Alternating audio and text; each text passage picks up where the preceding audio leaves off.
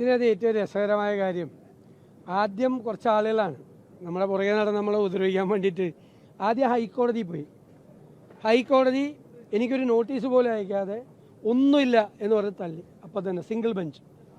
അത് കഴിഞ്ഞ് ഡിവിഷൻ ബെഞ്ചിൽ പോയി. ഡിവിഷൻ ബെഞ്ചും ഒരു വിധത്തിലുള്ളൊരു അന്വേഷണം നടത്തേണ്ട ഒരു ആവശ്യമില്ല എന്ന് പറഞ്ഞുകൊണ്ട് ഇത് തള്ളി. ഹൈക്കോടതിയുടെ സിംഗിൾ ബെഞ്ചും ഡിവിഷൻ ബെഞ്ചും തള്ളിയത് പരാതി കൊടുത്തിട്ട് വിജിലൻസ് അന്വേഷണം ആരംഭിച്ചു. ഞാൻ MLA ആയിരിക്കുമ്പോഴാണ് വിജിലൻസ് അന്വേഷണം ആരംഭിച്ചു. അസംബ്ലിയിൽ പറഞ്ഞു. അസംബ്ലിയിൽ ഞാൻ പറഞ്ഞു അസംബ്ലിയിൽ വിജിലൻസ് അന്വേഷണം നടത്തിക്കൊള്ളാൻ ഞാൻ മുഖ്യമന്ത്രിയോട് ഞാനാണ് പറഞ്ഞു. വിജിലൻസ് അന്വേഷണം നടത്തി. അപ്പോൾ ഈ പദ്ധതിയുടെ ട്രാൻസ്പെറൻസി എന്താണ്, എത്ര സുതാര്യമായിട്ടാണ് ഈ പദ്ധതി നടത്തിയതെന്ന് തിരിച്ചറിയൊരു മോഡലാണ്. അങ്ങ് ഇത് നടത്തണമെന്ന് ആവശ്യപ്പെട്ട ഞാനാണ്. എനിക്കെതിരായിട്ട് ജെയിംസ് മാത്യു ആരോപണം ഉന്നയിച്ചപ്പോൾ ഞാൻ മുഖ്യമന്ത്രിയോട് അഭ്യർത്ഥിക്കുകയാണ്, നിങ്ങൾ വിജിലൻസ് അന്വേഷണം നടത്തി.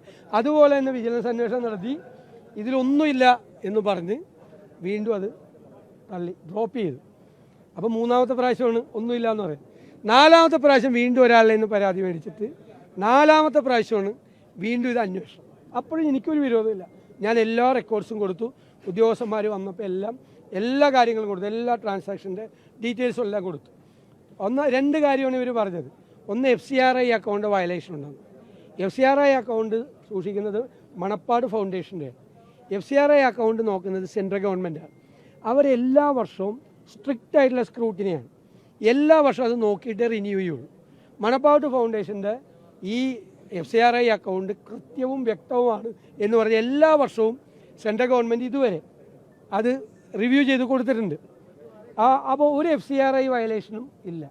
പിന്നെ പ്രിവെൻഷൻ ഓഫ് കറപ്ഷൻ ആക്ട്, അഴിമതി നിരോധന നിയമത്തിൻ്റെ പരിധി വരിക. ഇത് തന്നെ രണ്ടും വിജിലൻസ് പറഞ്ഞിട്ടുണ്ട്. അഴിമതി നിരോധന നിയമത്തിൻ്റെ പരിധിയിൽ വരില്ല. കാരണം ഒരു തരത്തിലും പണം ദുരുപയോഗം ചെയ്തിട്ടില്ല. ഒരു അക്കൗണ്ട് പോലും ഇല്ല.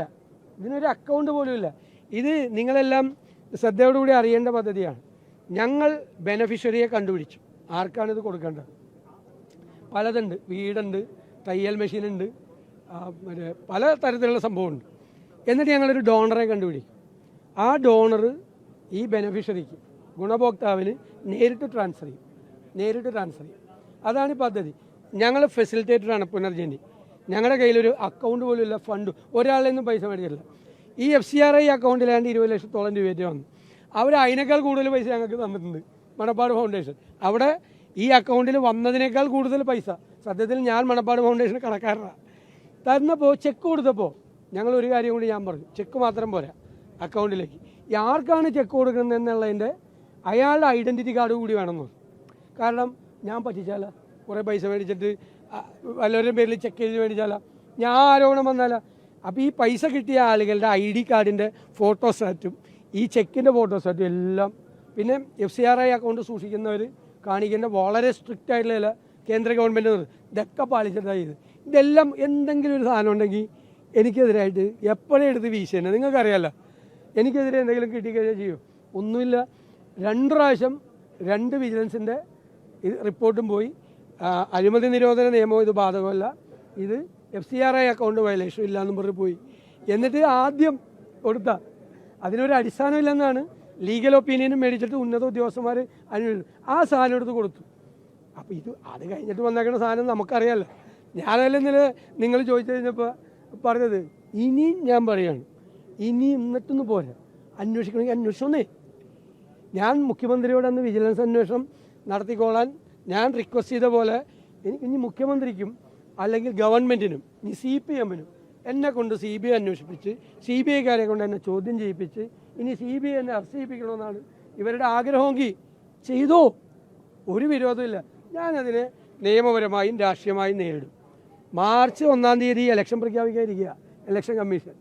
എന്നാണ് ഈ സാധനം വന്നത്? ഇന്നലെ ജനുവരി 4-ാം തീയതി. എന്നിട്ട് എങ്ങനെയാണത് അവസാനിച്ചത്?